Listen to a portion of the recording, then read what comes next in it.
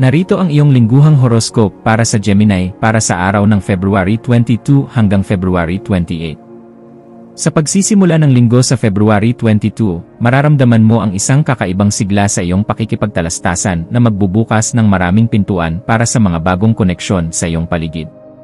Ang iyong isipan ay magiging kasing bilis ng kidlat mula February 22 hanggang February 28, kaya naman asahan na marami kang maiisip na mga malikhaing solusyon para sa mga problemang dati ay tila napakahirap lutasin. Mahalaga na gamitin mo ang iyong husay sa pananalita upang pagbuklurin ang mga tao sa halip na magdulot ng kalituhan sa kanilang mga kaisipan sa gitna ng trabaho. Ang enerhiya ng kalawakan ay pabor sa iyong paglago, kaya huwag mag-atubiling ibahagi ang iyong mga ideya sa iyong mga kasamahan dahil ito ang magiging mitsa ng iyong tagumpay. Pagdating sa aspeto ng iyong karera, ang kalagitnaan ng linggo ay magdadala ng mga balita na maaaring magpabago sa iyong pang-araw-araw na nakagawian sa opisina o sa iyong negosyo bago sumapit ang February 28. Magiging abala ka sa pag-aayos ng mga dokumento at pakikipagpulong sa mga tao na may malaking impluensya sa iyong piniling larangan mula February 22 hanggang February 28. Siguraduhin na na-inspeksyon mo ng mabuti ang bawat detalye ng iyong mga sinusulat o pinipirmahan upang maiwasan ang anumang hindi pagkakaunawaan sa hinaharap. Ang iyong pagiging maparaan ay magsisilbing sandata mo upang malampasan ang anumang teknikal na hamon na ibabato sa iyo ng tadhana sa mga panahong ito. Sa usaping pananalapi, kailangan mong maging mas masinop at maingat sa paggastos, lalo na kung ito ay udyok lamang ng panandaliang kasiyahan o luho ng katawan mula February 22 hanggang February 28. Bagaman may mga pagkakataon na makakuha ng karagdagang kita, mas mabuting itabi ang labis na pera para sa mga hindi inaasahang pangangailangan sa susunod na buwan.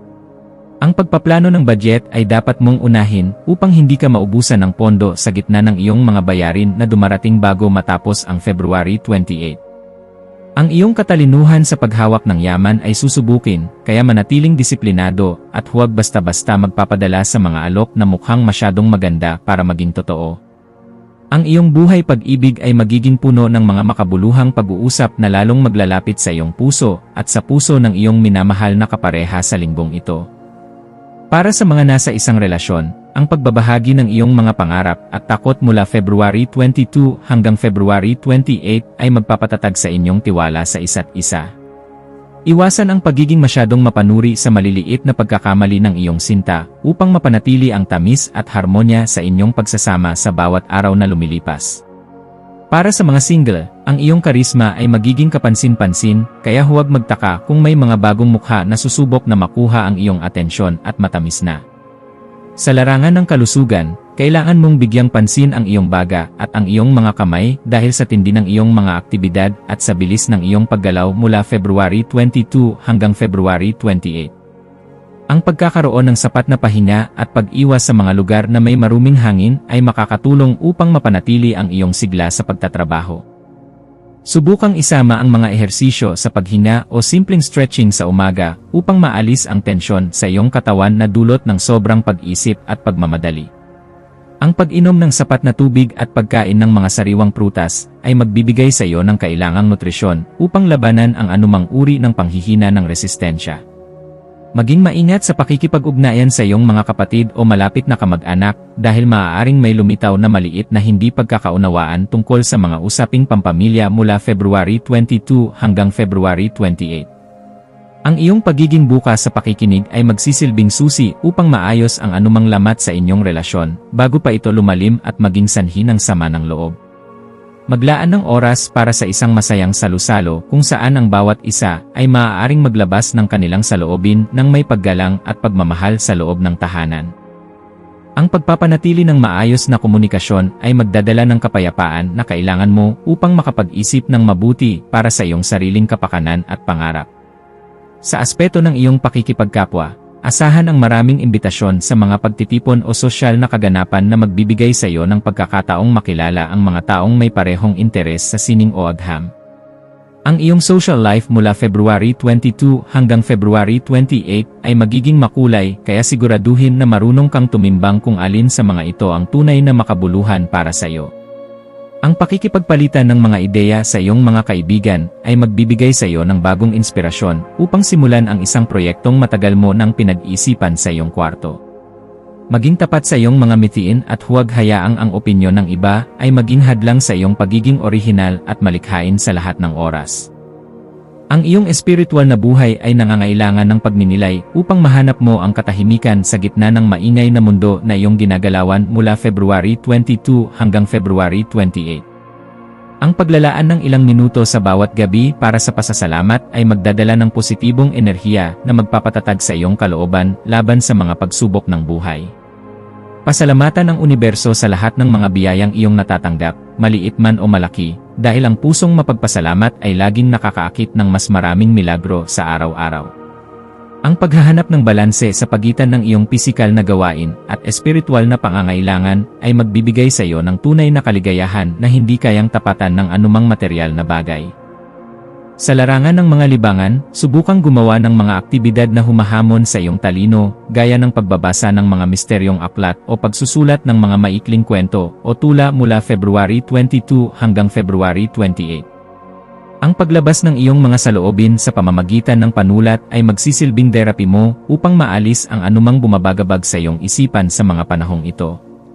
Maaari mo ring subukan ang pag-aaral ng bagong wika o kasanayan sa computer na magbibigay sa iyo ng karagdagang bentahe sa iyong trabaho o sa iyong pakikipag-usap sa ibang tao.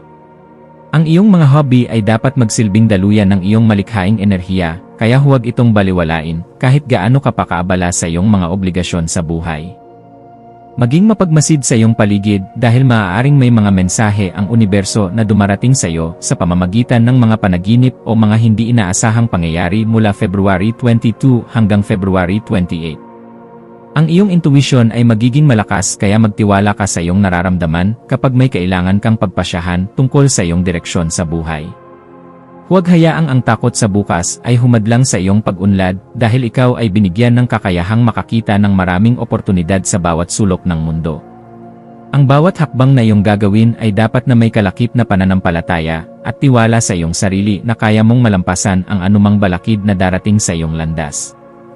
Sa mga usaping legal o opisyal na dokumento, siguraduhin na na-inspeksyon mo ang bawat letra at bawat numero bago ka magbigay ng iyong pirma sa anumang kontrata bago matapos ang February 28. Ang pagiging mabusisi mula February 22 hanggang February 28 ay magliligtas sa iyo mula sa mga posibleng aberya o panloloko ng mga taong nais lamang kumuha ng bentahe sa iyong kabaitan.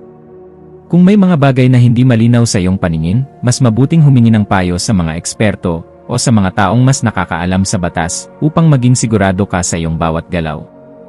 Ang iyong integridad ay mahalaga kaya laging unahin ang pagiging legal at tapat sa lahat ng iyong pakikipag-ugnayan sa iyong mga kliyente o kasosyo.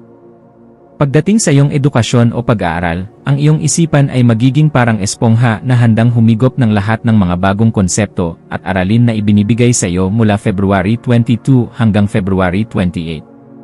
Ang paggawa ng mga pananaliksik ay magiging mas madali para sa iyo dahil sa iyong likas na pagkamausisa at hilig sa pagtuklas ng mga katotohanan sa likod ng mga bagay-bagay.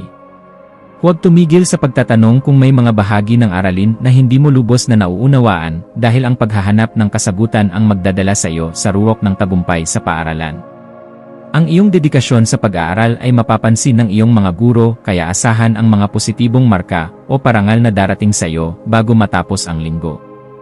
Sa aspeto ng paglalakbay, maaaring may isang biglaang biyahe na may kinalaman sa iyong trabaho o sa isang mahalagang pulong sa ibang lungsod mula February 22 hanggang February 28. Ang pagpapalit ng kapaligiran ay makakatulong upang muling sumigla ang iyong pag-isip at mawala ang pagkabagot na dulot ng paulit-ulit na gawain sa iyong tahanan. Siguraduhin na handa ang lahat ng iyong mga gamit at na-inspeksyon mo ang iyong sasakyan bago lumarga upang maging ligtas at komportable ang iyong bawat paglalakbay sa kalsada. Ang bawat biyahe ay isang pagkakataon upang makakita ng mga bagong tanawin at makakuha ng mga bagong karanasan na magpapayaman sa iyong pagkatao at sa iyong pananaw sa mundo. Maging tapat sa iyong sarili at huwag mong hayaang ang bugso ng iyong damdamin ay maging dahilan ng iyong paggawa ng mga desisyon na pagsisisihan mo sa huling bahagi ng linggo. Ang bawat salita na lalabas sa iyong bibig mula February 22 hanggang February 28 ay may kapangyarihang makabuo o makasira ng relasyon, kaya maging maingat sa iyong pagpapahayag ng saloobin. Ang iyong pagsisikap na maging isang mas mabuting tao ay hindi mawawalan ng kabuluhan dahil ang kalawakan ay laging nakasuporta sa mga taong may malinis na layunin at tapat na puso. Manatiling matatag sa iyong mga prinsipyo at laging isaisip na ang tunay na tagumpay ay nakakamit sa pamamagitan ng tiyaga, talino, at pagkakaroon ng malasakit sa iyong kapwa sa lahat ng oras. Sa pagtatapos ng linggong ito, mararamdaman mo ang isang malalim na kaganapan sa iyong puso dahil sa dami ng iyong mga natapos na gawain at sa mga bagong kaalamang iyong natutunan.